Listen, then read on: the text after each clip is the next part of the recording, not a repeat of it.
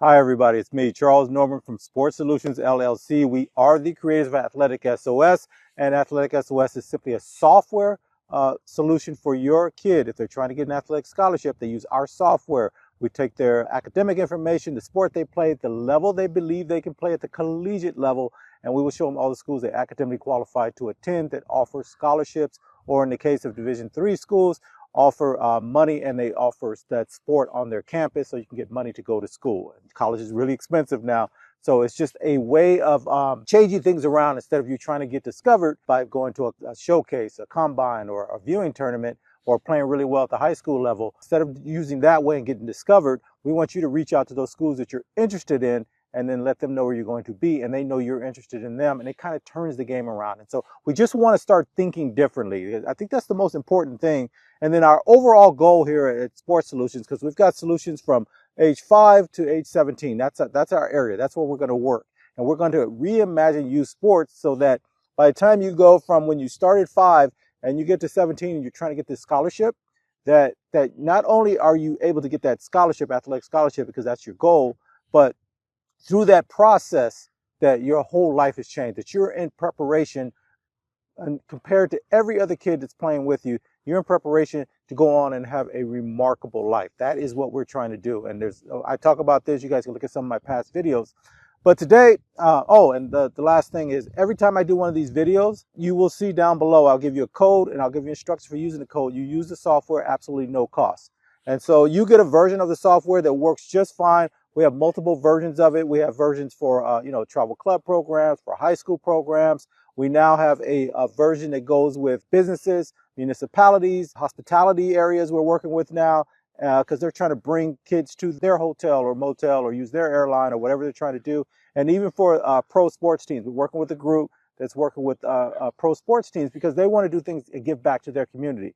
So I'm really excited about how we're growing. We're sort of expanding out, but I want to get back, and I get this complaint all the time. I want to get back to the core of how we got started. We got started in that high school area, that high school range. How do I get an athletic scholarship? And we got here because of what I went through with my kid trying to get her an athletic scholarship, and I didn't know what I was doing. And so we overcame it. And the way I overcame it, because my career was in technology, I did it for 30 plus years in the government space. And what I took was I created AthleticSOS. So I took my knowledge there, what I went through with my daughter, and I think we came up with a great solution that you can use for your kid. And so that's kind of how we got here.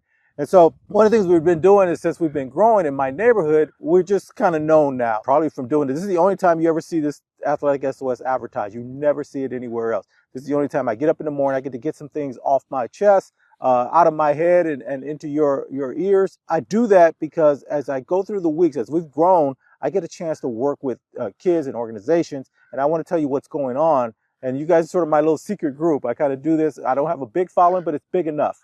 And so one of the things we do in our neighborhood is we've got a group of kids now. We started out with 3 kids, and I think we're up to like 15, 16. And we'll do it twice a month. And we'll come in our neighborhood, and we'll go to a different park than this one, but we'll go to a park. And the families, they come out, and the kids come out, and they can just ask any question they want about, trying to get athletic scholarships. These are always usually older kids. And so one of the big ones that came up this past week that we did one was the kid was saying that they got injured their junior year. Now they're going into their senior year. So going into their junior year, that junior year they started playing. And during while they were getting ready to play, they got injured and they did not get a chance to play. And so they came into this summer and they got, they were on, they went to combines, but they were also on a 7-7. The kid plays football. They were in a 7-7 program, but they also went to a bunch of combines. And what they realized was they weren't getting a chance because they're going into their senior year. And so they said even the 7-on-7 group and even the combines, they had them on the, field 8, and so there were no coaches coming to see them participate, and they were worried. They didn't have any offers at this moment. What do I do? And so I think that's really interesting. And I've talked about this probably a year ago. And so one of the things I keep telling you guys is you've got to be thinking differently than everyone else. Now, for that kid, it seems like they're in a little bit of trouble. But this year in particular, I wanted to do this one. So, but my belief is you have to, in order to get an athletic scholarship or be in a college star or even going pro, you have to transform your game. At some point, your game has to transform. And what usually happens is for the kids that are really talented early, their transformation is more gradual. You just see them getting better and better and better. And if you knew them in, say, when they're in the 5th grade and you saw them again in the, the 10th grade, you wouldn't even recognize that kid. And that's the transformation that no one recognizes you anymore. Like they see you and they go, oh my goodness, is that, that type of thing. And so what happens though if you've been playing? Now this kid was on varsity, going into their junior year. They just got injured, and so they didn't get a chance to play and show off and do that sort of thing. But so they're coming into this year, and they can feel that the coaches, because they've already started kind of a little bit of workouts at school, mostly weightlifting stuff, but they can tell by the language that they're not really included in a big way in the upcoming season's plans, and they're scared. In the sense that I'm not going to get my chance because they've been playing all this time, and they're pretty good in track and field too. So that's another thing that I keep telling them. Always have that second thing that you can kind of work around with. So, but here's what I told them to do. You want to transform. How do you do it? That is the real question. And so this year, because the way you want to do it is you want to use the Olympics is going to be the way. So if you look at the title of this, it doesn't make a lot of sense. And even when I say the Olympics, everybody goes, what are you talking about? And I actually like that feeling, because if you give me a moment here, I'm going to explain why this is a big deal. Now, one of the things that, and let's get transformation out of the way, because people kind of mistake improving, like you really improve through the year. Your coaches can see you improving. They can see, especially if you work out with your high school, plus you do your travel club, plus you do these combines or showcases or viewing tournaments, they can see you improving. You were this, and now you're much better. You're bigger, faster, stronger. You probably got some more skills. Everybody does that. Everybody should have that improvement level going on, no matter what happens in the summer, right? Because you're serious about the game. Who's not going to do that? But the person that can transform where you're almost not recognized, that is a little bit different. Most people can't do that because you're basically changing who you are as a player. And so there's levels of transformation. So here's the best way to put this. So let's say the difference between let's say a snake, and we're gonna go, and any ophthalmologists out there, please, you can comment down below, but give me a break here. It's been a while since I even talked about stuff like this. So let's say it's a snake. So what does that snake does? A snake is, it starts with an egg. Okay. A certain percentage of them, what is it, like 70, 75%, will start off as an egg, they become a live snake, and they continue to grow. They eat and eat, and they grow and grow, and they shed their skin. So they sort of transform from what they were before to this bigger snake, right? That is a transformation. And I think crabs do it. There's other things that do it, but the snake is a really good one. Sometimes out here where we live, you can see a leftover snake skin, right? So that's why it hit my mind. But that's a transformation in a sense. But it's a light transformation. But a bigger transformation is the butterfly, right? So the butterfly starts out as, an egg, and it goes into a caterpillar, and that caterpillar is ferocious as an eater, right? It's just eating. It gets to a certain size. It creates a cocoon around itself, turns into this liquid like substance, and at some point it opens up and it becomes a butterfly. That's caterpillar to a butterfly. That's a completely different entity in my mind. And in fact, when I was little, I always thought a butterfly was just a winged caterpillar, but it's not. It's a complete transformation. And so it's unrecognizable. If you saw a caterpillar and you saw the butterfly and you didn't know, you could not convince somebody that was the same thing, right? So that is what a transformation is. And so how do you get there? And for me, it is you're trying to find your athletic doppelganger. There is someone somewhere, and I tell you guys this all the time, and I don't know why no one listens to me, but there is someone that has made it to the Olympic level, to the professional level, even to the collegiate level, that plays exactly like you as far as movement, athletically. You can see yourself in there. They don't look like you. A doppelganger is normally someone that looks like you, but this is someone who is athletically your doppelganger. And that is where you can make your transformation, because they got to a high level, the level that you're hoping to get to. And so the Olympics gives the most remarkable opportunity to discover your doppelganger and then follow and look at what they do over and over, their footwork, their movement. How did they get from here to here? What is it that they have that you don't? And you're going to try to follow them because you're in this, it's 2024, you're in this situation where you can find them now and start finding out more about them. You can write to them. You can reach out to them. You can get in their social media thing and let them know, hey, I play like you. I know I'm in the high school. Can you give me some tips? How did you get where you are? What's your training routine? What's your nutrition routine? That is thinking way past what anybody else is doing. right? If you've never heard this, this almost sounds ridiculous. I think I get a 90% eye roll whenever I'm speaking somewhere at some point, and then when I get a chance to explain myself on why it's important to do it that way, then people go, okay, that makes sense now. So I hope I'm making sense for you guys. So if and what you want to do is, and it should be free, right? It was on NBC. I don't know who's doing the Olympics, but what you want to do is find out is there a way you can pay just a little extra for that month and just watch it. I think the Olympics start July 26th, 25th, 26th, and it goes for 2 weeks.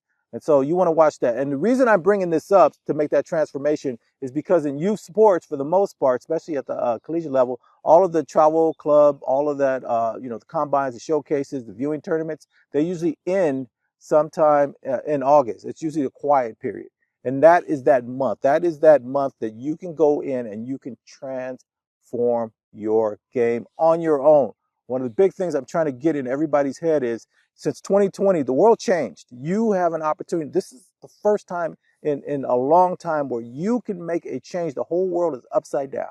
It's complete chaos out there. And if you look at what's happened since 2020 in the sports arena, for professional level, for college level, college is really going through a complete transformation, and it's trickling down into the high school and the junior high school levels. They're going to get it next. And then after that, it's going to be just youth sports in general. Everybody's going to separate. You can see the separation happen. You're watching the separation as far as class, you're watching it financially. There's going to be the haves and the have-nots. That middle area, it's gone. You can't be just good. You can't just get better anymore. You have to transfer your game to get a chance. Now, because this kid's going to their senior year, this transformation has to happen really quickly. We're already, second week of July.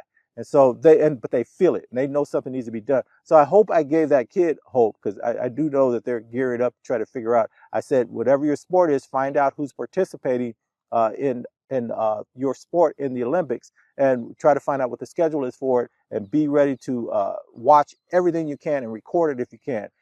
And here's the thing, and here's why the Olympics is so interesting about this, because you're going to see people from all over the world. Everybody thinks that they play like somebody. In fact, most young kids, they want to play like somebody that's really great at the game that they've seen or at their sport. And so they see them, and usually, like if you're in the U.S., you know the U.S. people. If you're in another country, you know the people from your country, because that's who makes the headlines where you are. But now you get a chance to see everybody across the world, and you will see someone that plays like you. And in fact, I want to prove this so much that when you guys do this, if you see this video, I want you to come back and comment on it, on who you saw, or did you see someone that moves just like you do, and you said, wow, this is amazing. That person plays just like I do. Not that they're not better than you, bigger, faster, stronger, more skilled, but their movement. You can see you in them. And this is also a great opportunity for you as parents if you've got younger kids, those kids from 5 to 12, and you're trying to figure out what sport your kid might be good at. And you might see you've seen your kid out there maybe playing, but you can't connect with a particular sport. And so now you can see all the sports that are available. Start watching. Which one would your kid be interested in? This is a great time for the family to actually sit down together and do something together. Just watch sports you've never even thought of before, because those are your opportunity for your kid. I am a firm believer every single kid, there is a sport that they can be exceptional at, that they were born to do. And you can see it. The kids that find it early, that you can see the difference right away. Like that kid is just out there and you can see that they're different. Now they get better, but sometimes they get better because that separation happens so early now. By the time they're 9, 10 years old, that separation is already starting to happen, and they're getting better coaching, and they're getting to play against better players, and they're getting better competition, and they're learning about nutrition and learning about all these things. They've gone down a completely different path from that kid that has to catch up because they started out in rec. They didn't know what they were doing. They're probably playing the wrong sport. By the time they connect with something, they're playing catch up the whole time. And usually they get better and better and better if they find that sport that they belong in. But what happens to, I'd say, 80% of the kids, they just quit. They just stop playing. And so that isn't necessary. And of course, you guys know me. My big thing is the journey there, what you do during that journey, other than sports, that athlete. And if you know what that and is, that is where your kid is going to blossom, and they get that opportunity because they're playing sports. They get access to things. They get access to people, places, locations, just everything that comes with playing sports. It cannot be duplicated. And also, they get a chance to have somebody physically trying to defeat them. The only place you're going to get that done. I mean, unless you go into the military. And so these are things where it's going to make a big difference in the rest of your life. And then the biggest one is they're going to meet some really, really great people that will remember them, even if they don't go as far and get to college or go to the Olympics or go to the pros or whatever that next step is after high school. Even if they don't get that, they will know the people that did get there. And then whatever they're going to do later on in life, those people can connect again. Maybe they became friends in the 5th grade or the 8th grade or the 11th grade. Those people, some point they're going to go do something else. And if you're a great person, people will come back and reach back out to you. And this is something that I don't think people get. As we're moving forward, it's going to be more and more important. And so one of the things I wanted to do in this one, and I try to do this now in all of my videos, for you that are adults, this is the time for you to make your move too. I know you go to work. I know you got kids, probably more than one, and you're dragging them around and you're just tired. And I don't know how to emphasize that that's just too bad. You got to do something more than what you were doing before, and you have the opportunity to do now. You have to set yourself apart. And I've been doing it. Yeah, I tell you guys all the time, I spent most of my career in government, over 30 years. And so I understand what it is like to have a job and you got kids and you're raising them. And I had to, I went in for work quite a ways from my house because I want to put my kids in a certain area. All of that stuff is a lot of reasons to have excuses. But I tried multiple times for business, but I missed one key fact. And I joined my Chamber of Commerce this year and got really involved in it because I have a business now. And it doesn't matter what you do. You have to have a network. And you have to do something where and the way for you to start a business and actually be successful now is you have to give something first. You have to have something of value to the other people. The people that are in your field that are already above you that you're trying to get into, you have to bring some value. So in order to bring value, you have to say, I'm giving. You have to come in giving. And it sounds crazy because you need to make, but if you've got a job already, or you have to be able to make money while you try to build this thing out. And I'm going to do a whole video this year, probably later on in the year to get ready for 2025. I'm going to do a whole video of confessions of a first-time entrepreneur, right? Because you guys need to understand what I've gone through in the last few years, because I want to encourage you to do the same thing. You've got to do that for your family, for your kids. But let's get back to kind of how I got started here. So what you want to do is you want to watch those of the Olympics. You want to find somebody that plays like you, moves like you, not somebody that you're impressed with. Because if you don't play like them, it's not going to work, right? You're going to try to go out and use the moves, use the way that they play, and you may be able to get some of it, but it's not you. And here's the thing that a lot of people don't understand, because I did this with my daughter. It's a perfect example. My daughter, her transformation kind of came in a couple of spaces, but she was always a good athlete. But she had two weaknesses. She played basketball. And the two weaknesses, the big one for me was she was moving from, when she played youth, she played forward, the kind of forward position. And so she had to transfer to guard. She wasn't that tall, but she was athletic enough that she was doing okay. And so I sent her to a particular camp for basketball. It was Point Guard College camp, right? And I saw a transformation there, and it was really just the thought process. But the second one was she was hesitant to shoot. She had good form, everything. So I had put her in these shooting camps. You know, you go to a place, there's like 20 kids, 30 kids, and it's the whole camp is around shooting, right? And so they always had this thing where you had this L shape, and the ball's here, and it's not resting on your palms, it's on your finger pads, and you go straight up your shot line, and you come down and you release, and your fingers go into the basket, that whole thing. You guys have seen that, right? You got your balance, your core, you pop off the ground, the whole thing. And so I would take her to these camps and I would watch them, and there's 20, 30 kids, and maybe 5 of the kids, and it reminds me of school so much. 5 of the kids are hitting that shot every time. And I started watching them. I said, wow, some of these kids have short torsos, some of them long and gangly, some of them have long legs and a long frame, and it's just a mismatch. I go, how can this work for every single kid? It just didn't make sense to me, right? And so I'm watching some kids that they would just barely miss, and my daughter had that thing. Her form was perfect, but she would be too long. Her shot was a little bit flat and all that kind of stuff. And so I wasn't quite sure what to do. We had done a couple of camps, and she was getting better, and you could see her when she's in practice. She's hitting them go, go, go. She's hitting them over and over and over again. But when they were scrimmaging or they're in a game, she would just miss. And you don't get that many shots as the point guard. So you got to make that shot, and you got to keep the defense honest, because what was starting to happen from her sophomore year, junior, they kind of backed off. They didn't want her. She was so explosive as a guard. They didn't want her to get past them. So everybody backed up, and then she would get help from the sides, right? So because she's at the top, no matter what angle, they would help from the sides so she couldn't drive. And then that other player would step back so they didn't just get beat, right? Because she could draw fouls. So I got lucky. One of the guys that was training her, because I had the Athletic SOS, and I knew a lot of people in the area because I would help people all the time. I go, hey, you want to use this software? We got this. So well, not the software, but the format that we were using to get her a scholarship. Because when she went from her junior year going to her senior year, what we had done and what turned into Athletic SOS, she had already gotten an offer, and so we had made our visits. She had the offer. And so I was telling them what I did. And so I wrote it out, and I said, hey, use this with the kids that you're training. But anyway, so one of the guys who was training, he goes, hey, Charles, bring Erica down, and I got somebody that's going to work with her. And it was a coach that was an NBA coach who worked with guards on their shooting. And this is like, I would never have gotten this anywhere else. And this is why giving always comes back. It's not why you give, but it's going to work out that way. So anyway, and you could see he had sort of an arrogance thing. Nice guy, but he had this arrogance thing going on. But anyway, he just said, okay, Mr.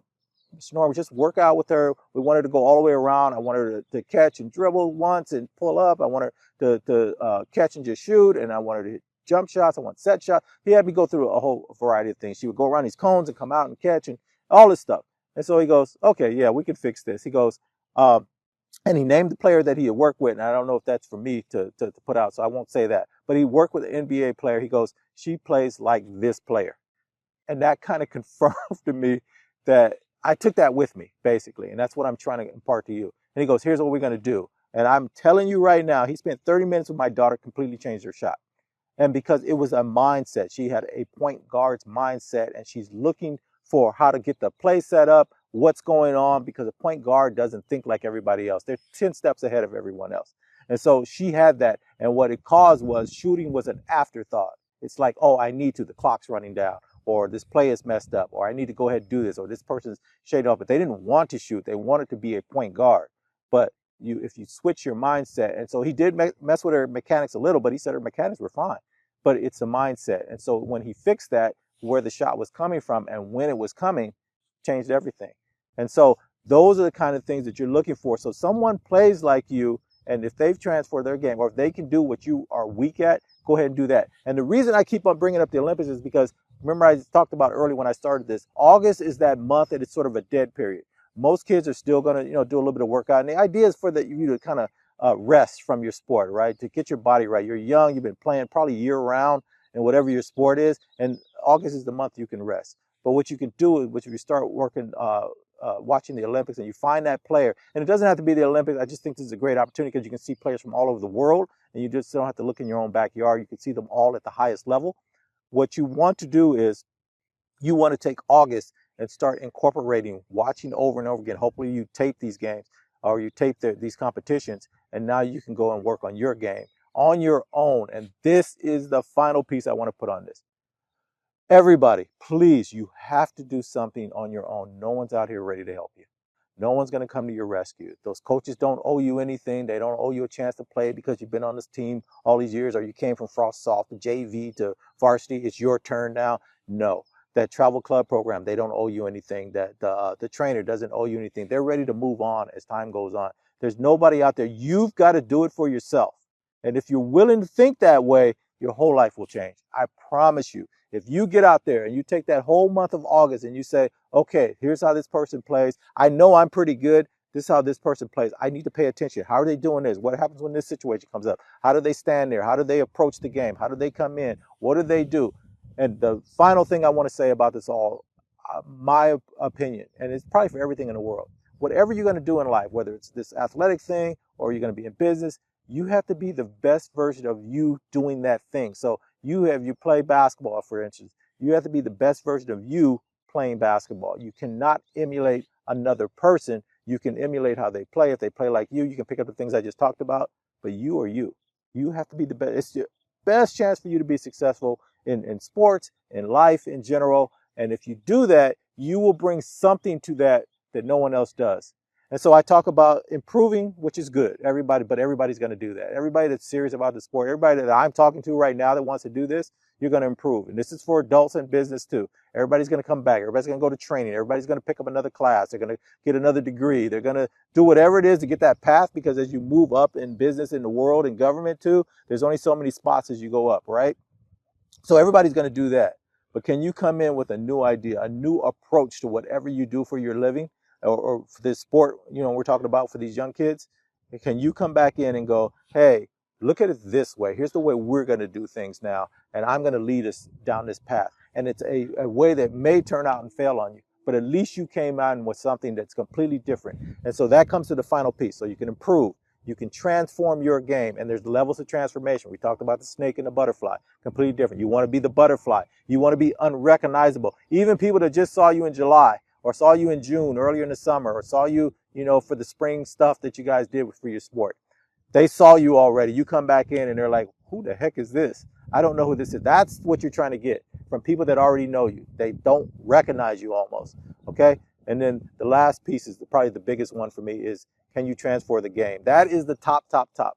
And I want you guys to think about your sport or a sport in general. Do you know somebody to actually transfer the game? The game is played differently now from what it was before. What is the biggest one that everybody always knows is the Fosbury flop, right? You're jumping over the bar in track and field. And that guy, everybody's trying to jump over and trying to get over and they're jumping forward. And he decides to jump backwards, change it forever. No one's changed it since then, which is interesting. You think somebody else will come up with something else. But those are the kind of things where who are the people that changed a sport forever? If you can get to that level, that to me means you're playing the sport you're supposed to play and you're already good at it. And you got so bored with it, you wanted to change how the game is actually played. You left an indelible mark on that game.